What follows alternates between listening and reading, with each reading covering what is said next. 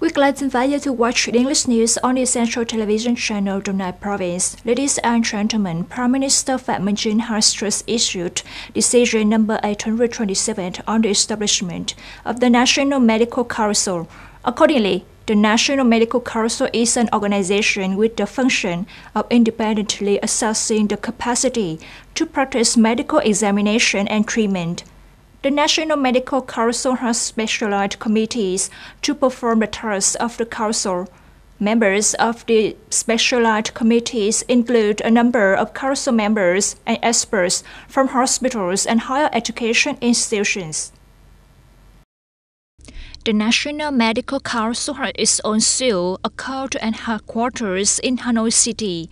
The National Medical Council consists of a chairman, no more than 3 vice chairmen and council members, of which the chairman of the council is a concurrent leader of the Ministry of Health.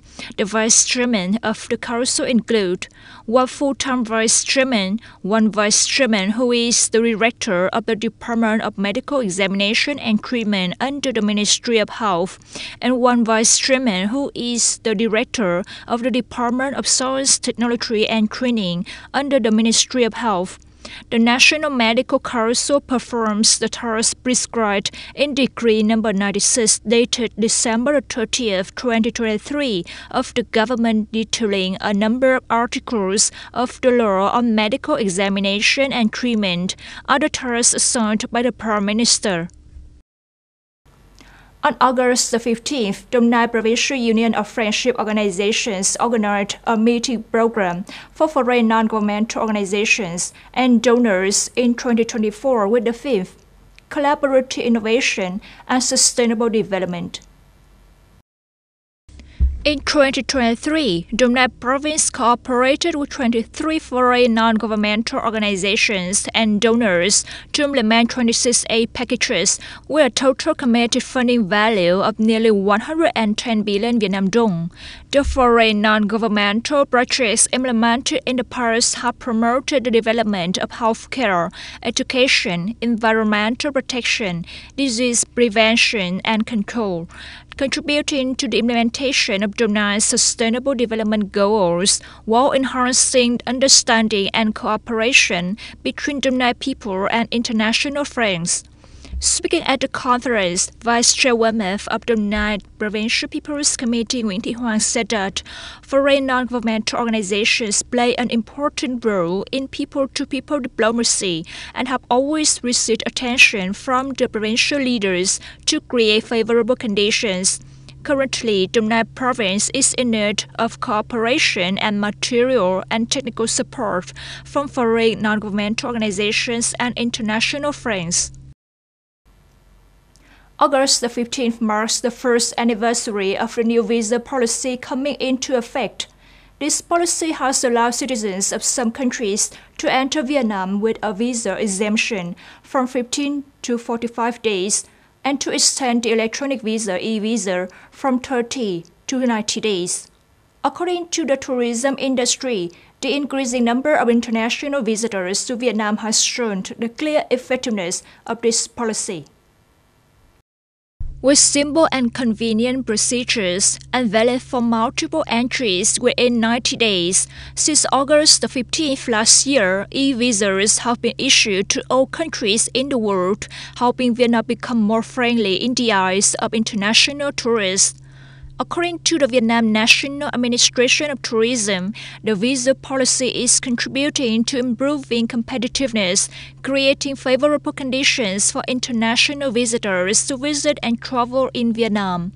The goal of the tourism industry this year is to fully recover international visitors compared to the pre-COVID pandemic level of 18 million and continue to grow sustainably in the following years.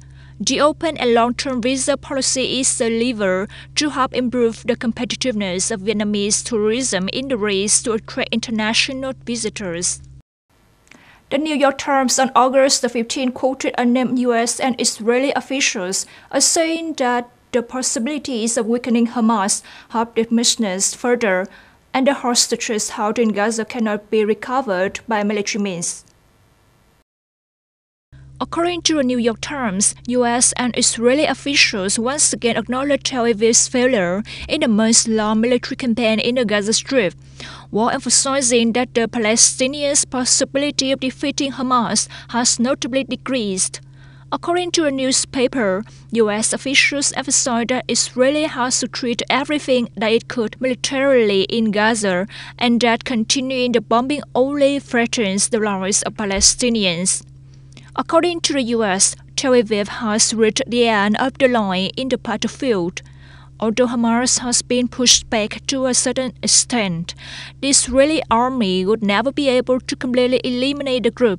Officials emphasize that Israel has tried to destroy the tunnel network in Gaza, but has not been able to completely destroy it, because the network is larger than expected.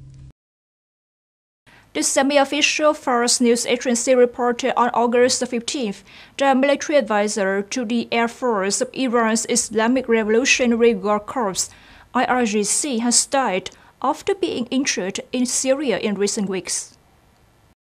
The IRGC commander said Colonel Ahmad Reza Afshari died of injuries sustained in a coalition airstrike in Syria. Iranian media did not give a date of the airstrike, but said Afshari was injured sometime between late July and early August. The statement said Afshari had been transferred to Iran sometime in the past 2 weeks for treatment.